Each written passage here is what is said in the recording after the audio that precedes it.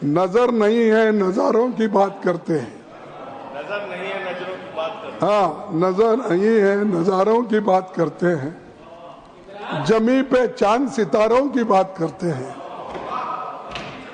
वो हाथ जोड़कर बस्ती को लूटने वाले, वो हाथ जोड़कर बस्ती को लूटने वाले भरी सभा में सुधारों की बात करते हैं।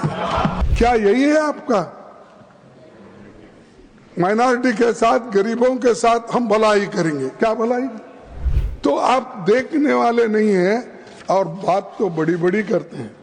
और बड़ी बात करने वाले, कभी ऐसा मुझे लगता है ज्यादा झूठ बोलने वाले लोग वो खा लेगा, तो अदानी, अंबानी ऐसे लोगों को खिलाएंगे। तो honourable leader of the opposition Shri Mallikarjun खड़गे।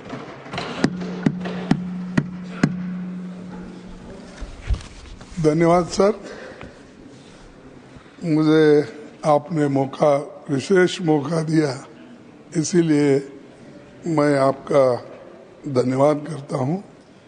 और मेरी ये किस्मत अच्छी है कि सुनने के लिए गृह मंत्री भी यहाँ है, लेकिन गुफ्तगू कर रहे हैं, उसमें मैं डिस्टर्ब नहीं करना चाहता हूं कि आपके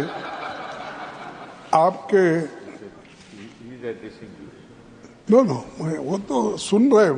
ये ऐसा रहता है, एक आंख सुनने का है, एक आंख देखने का, कान, तो वो उसमें तो सब तरफ देखते रहते हैं।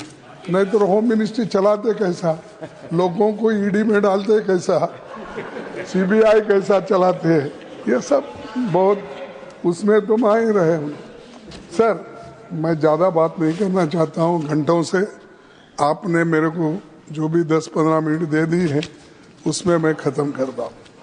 सर, ये वक्फ बोर्ड अमेंडमेंट बिल जो है, इसके बारे में सारे देश में एक ऐसा माहौल बना है कि माइनॉरिटीज़ को तंग करने के लिए ये बिल लाया गया है। और ऐसा कोई बहुत से बदलाव अगर 95 के एक्ट से होते थे, 1995 के एक्ट से, तो हम मान लेते थे। जो वहाँ है इसमें डाल दिए, और जो नहीं डालना चाहिए ऐसे चीजें डाल दिए। मेरे पास तो कंपैरेटिव स्टेटमेंट है, हर अगर मैं बोलते कहूँ इस पर तो वक्त बहुत लगेगा। मैं ये 3 कॉलम बनाया हूँ कि पहले क्या था फॉर्मेशन, अब बीच में 95 में क्या था, इन्होंने क्या बदलाव किया, ऐसे सारे चीजें आपके सामने मैं रखने की कोशिश तो नहीं करूँगा, क्योंकि टाइम कम रहने की वजह से, और बिल को पास करना भी है आपको, तो इसलिए ये जो इतने लोग अपोज कर रहे हैं, और आपको देखिए इवन पार्लियामेंट में भी जो आपने कोशिश की सबसे मिलके इसको पास कराने के लिए, लोकसभा में, तो ये बिल पास हुआ कितने में? इनके पक्ष में 288 आए और विरोध में 232 आए। ऐसा कौन सा, यानी सभी लोग इसको एक्सेप्ट किए? इसका मतलब यह है इसमें कमियां हैं, खामियां हैं। इसको आप ये देखना चाहिए। अगर हम लोग जो हम करते हैं वही सही, जिसकी लाठी उसकी भैंस अगर करते गए तो सर ये किसी के लिए ठीक नहीं होगा। और दूसरी बात यह है कि ये वक्त एक डोनेशन का, यानी दान का बिल है। ये कोई और तरीके से पैसे लाने के लिए या पैसे जमा करने के लिए नहीं है। ये जो दान देता है या कोई इसको डोनेट करता है, वो मुसलमान हो सकता है, क्रिश्चियन हो सकता है, हिंदू हो सकता है, सिख हो सकता है, लेकिन ये सारी चीजें ध्यान में रख के आप करने के बजाय इसको आपने अलग तरीके से इसको देखकर जो माइनॉरिटीज के हकूक है उस हकूक को छीनने की कोशिश एक तरफ किए हैं और दूसरी तरफ अभी कई वक्ताओं ने उधर से जो भी बोलते हैं पसमिंदा उनको और महिलाओं को ठीक करने के लिए, भाई ठीक है, लेकिन मैं आपका ये क्वेश्चन का आपने आंसर दिया है, यानी आपके डिपार्टमेंट माइनॉरिटीज के डिपार्टमेंट को आपने कितने पैसे अलॉटमेंट किया माइनॉरिटीज के लिए और कितना खर्च किया, और ये इसके आधार पर अगर मैं कहूं और रखूं आपके पास, आपको भी ताजुब होगा। सर, एक 18,274 करोड़ रुपए इन्होंने अलोकेशन किया 5 साल, जिसमें 3,574 करोड़ खर्च नहीं हुए। ये इनका गरीबों के वास्ते जो उनका जो सोच है इससे मालूम होता है, और उसमें और भी बजट कम करते करते करते गए। 1920 में 4,700 और 2020 में 2019 हाँ 2019-20 तो उसमें इन्होंने 4,700 करोड़ रखा था, वो भी खर्च नहीं करे। 194 करोड़ उसमें बाकी रखे। 2021 में 4,005 तो उसमें भी फिर अनस्पेंट मनी 6 करोड़।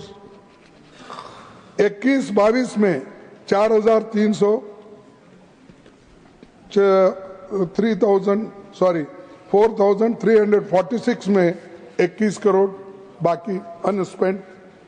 22-23 में 2,612 फिर 1,775 अनस्पेंट।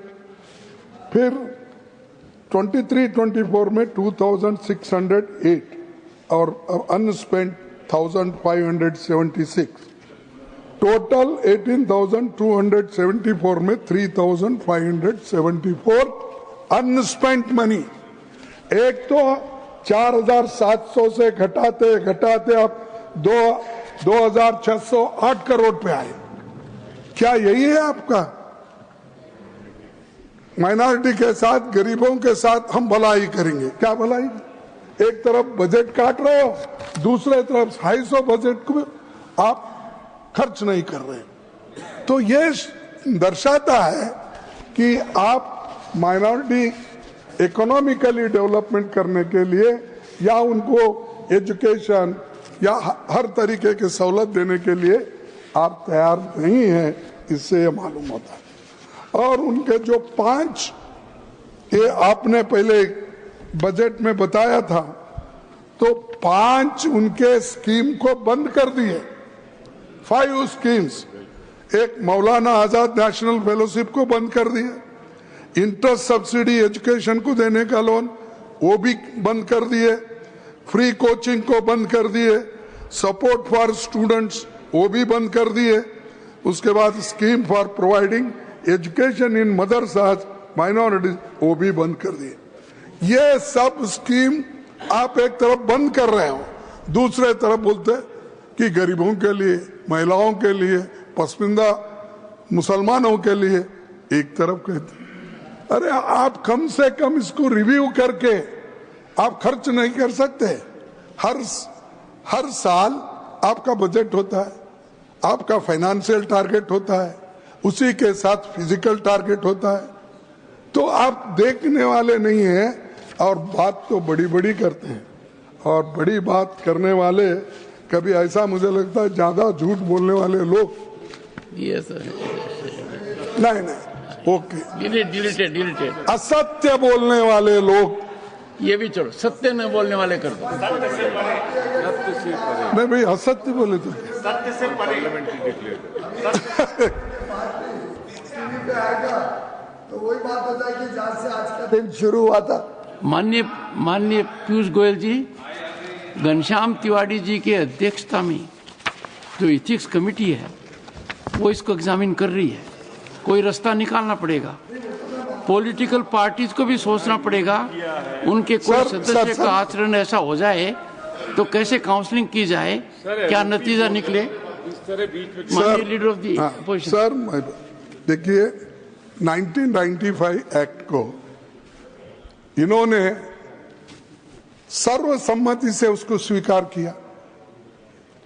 आज वही लोग कहते हैं कि वो ठीक नहीं है, हम नया कानून बना रहे हैं वो गरीबों के लिए, माइनॉरिटीज के लिए।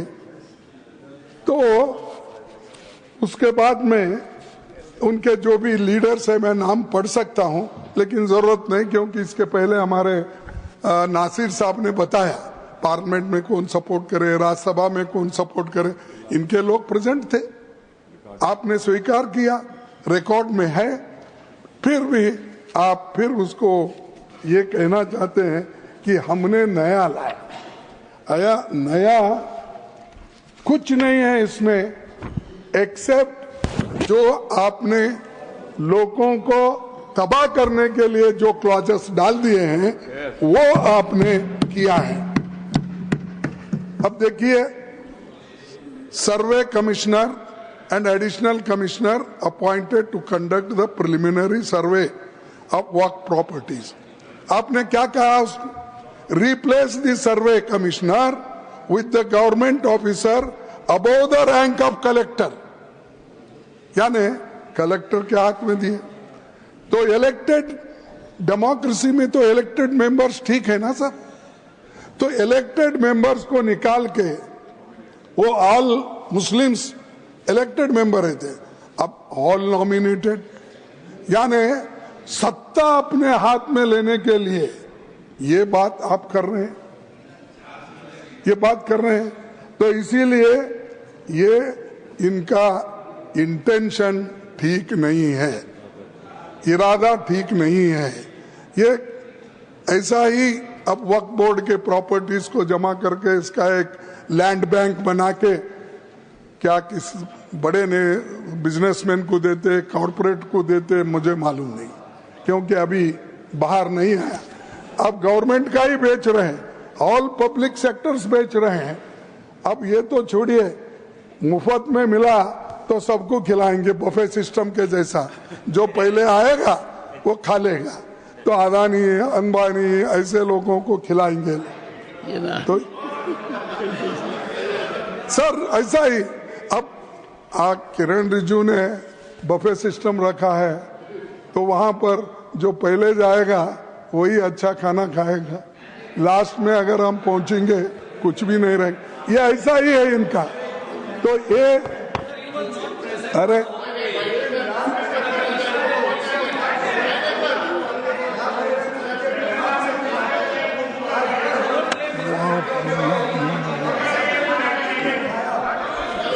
से सबने खिलाया, उसके बाद ये सुन के बड़ा दुख होता है सर। एलओपी अगर बोल रहे हैं तो सर इस तरह बीच में डिस्टर्ब करना चाहिए सर। और एक सब गवर्नमेंट पहले की प्रोविजन जो था, government property identified as waqf remains waqf, ये था सर। अब क्या कर दिए हैं, government property identified as waqf will no longer be considered waqf. The district collector will determine ownership in case of uncertainty and update revenue records who reports to the state. ये कैसा करेगा साहब कलेक्टर? क्योंकि वो रेवेन्यू, ऑल रेवेन्यू लैंड्स उनके हाथ में रहते हैं, और वही अगर वहां पर बैठे इस पे न्याय करने के लिए, नेचुरली कलेक्टर अपने फेवर में करेगा, ना कि वक्फ बोर्ड के फेवर में करेगा। तो इसीलिए इसको देखना चाहिए, जो जजमेंट देने वाला है और वो खुद ही पार्टी है। ये सारी चीजें इसमें है। और दूसरी बात, पहले MPs, former judges and eminent persons appointed to the Central Work Council must be Muslim. अब क्या किया आप? MPs, former judges and eminent persons appointed to the Central Work Council need not be Muslims and 2 members must be non-Muslim. क्यों non-Muslims को इसमें ला रहे हैं? क्या नहीं साहब, मैं पूछता हूं, तिरुपति में जो वहां पर ट्रस्ट है उसमें आप किसी मुस्लिम को डालते हैं? या राम मंदिर का ट्रस्ट है, क्या उसमें किसी मुस्लिम को डालते हैं? मुस्लिम तो छोड़ो, मैं हिंदू हूं, मेरे जैसे दलित समाज के लोगों को भी उस ट्रस्टी में नहीं रखते हैं आप? किसी भी इतने मंदिर, इतने ये है, किसी में भी शेड्यूल कास्ट लोगों के लिए नहीं। इसीलिए तो मैं स्पेशल लिख के आपसे मांग, मैं ज्यादा कुछ नहीं बोलता और 5 मिनट 2 मिनट बोलूंगा, खत्म कर। तो क्या, अरे भाई सर ये देखो, ये लखनऊ के हैं और इनके सब नेबर्स मुस्लिम है, कम से कम इन्हों प्रोटेक्ट करना चाहिए, इन्हों तो प्रोटेक्ट करना चाहिए। तो तहजीब का सबसे बड़ा वो रहता है सर ये, और अब क्या कर दिए कि मुसलमानों को निकाल दिए, नॉन मुस्लिम्स को डाल रहे। क्या यही चीज हिंदुओं के लिए करते हैं? क्या यही चीज सिखों के लिए करते हैं? जैन्स के लिए करते हैं? ये बुद्धिस्ट में आज वो डिवाइड कर दिए। अरे हर जगह की जो जिस फेथ में विश्वास रखते हैं उस फेथ के लोगों को ही वहां मेंबर बनाया जाता है। तो वहां पर क्यों बुद्ध गया में आज झगड़ा चल रहा है और बुद्ध गया में वो बौद्धिस्ट लोगों को आप वापस दो, ये कहना दुनिया के लोगों का है, सिर्फ इस देश के लोगों का नहीं है। Japan, China, Cambodia, Thailand, Myanmar, Sri Lanka, ये सब बोलते हैं। तो वहां पर आप न्याय नहीं देते, सब दूसरे तरफ आप घुस रहे हो हर चीज में, और मुसलमानों को तंग करने के लिए हर चीज में आप हाथ डाल रहे हैं। और तीसरी चीज मैं आपसे कहना चाहता हूं, ये वुमन एटलीस्ट 2 पहले ही थे, अब आपने कौन सी ऐसी बहादुरी की या कौन सा ऐसा किया कि इसमें महिलाओं को हम 2 डालें? लेकिन वो भी क्या है, actual number of non-Muslim members could be significantly higher, potentially even forming the majority. तो ये चीजें जो कर रहे हैं ये अच्छी नहीं है। इससे झगड़ा नहीं, इसमें देश में झगड़ा होता है, ये झगड़े की आप बीज डाल रहे हैं। अगर आप दबाने की कोशिश करो मुसलमानों को, ये नहीं होता साहब। आप मिट्टी में उनको दबाने की कोशिश करेंगे तो कभी वो बीज है, थैंक यू मिट्टी से फिर उठते हैं, थैंक यू सर, फिर ग्रो होते हैं, फिर आपको ही ये सुलझाना पड़ता है। और मैं अपने होम मिनिस्टर से अपील करूंगा कि आप इसको विड्रॉ कर लिए, आप प्रेस्टीज इश्यू मत बनाओ। अगर गलतियां हैं तो सुधारने में क्या है, अगर ठीक नहीं है तो सही करने में क्या है। हमने इस देश का कानून बहुत दफा, इस देश का संविधान में अमेंडमेंट लाए बहुत से, तो ये करना, विड्रॉ करना ठीक है। मुसलमानों के लिए ये अच्छा नहीं है और कॉन्स्टिट्यूशन के खिलाफ है। कॉन्स्टिट्यूशन को सबको आजादी दी है, इसके बावजूद फ्रीडम ऑफ एक्सप्रेस नहीं है, फ्रीडम ऑफ प्रॉपर्टी नहीं है, दान दिए सो रख ले नहीं सकते। ये चीजें करना ये समाज के लिए ठीक नहीं। और जो शांति और सौहार्दता इस देश में है उसको आप कायम रखने की कोशिश करो, उसको छेड़ने की कोशिश मत। सर 1 मिनट लास्ट, इतना बोल के खत्म कर देता। मैं एक शायरी सुना, कभी तो लिख लो। नजर नहीं है नजारों की बात करते हैं, नजर नहीं है नजरों की बात करते हैं। हाँ, नजर ये है, नजारों की बात करते हैं, जमी पे चांद सितारों की बात करते हैं। वो हाथ जोड़कर बस्ती को लूटने वाले, वो हाथ जोड़कर बस्ती को लूटने वाले भरी सभा में सुधारों की बात करते हैं। श्री संजय कुमार बड़ा झा। हसीन है, सब पूरा बोल अच्छा दो। पूरी नहीं गया। हाँ, बड़ा ये शेर पूरा होने दो। वो हाथ जोड़कर बस्ती को लूटने वाले भरी सभा में सुधारों की बात करते हैं। बड़ा हसीन है उनकी जुबान की जादू, लगा के आग बाहरों की बात करते हैं। और मिली कमान तो अटकी नजर खजाने पे, जमीन पे लगी। मिली कमान तो अटकी नजर खजाने पर, नदी सुखा के किनारों की बात करते हैं। नदी सुखा कर किनारों की बात करते हैं।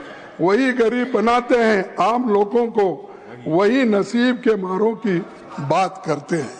तो इसलिए कहता हूँ श्री कम से कम अब तो संजय कुमार झा। अब नहीं, अब तो शाह साहब सुनने के बाद तो कम से कम वापिस लो, कोशिश करो।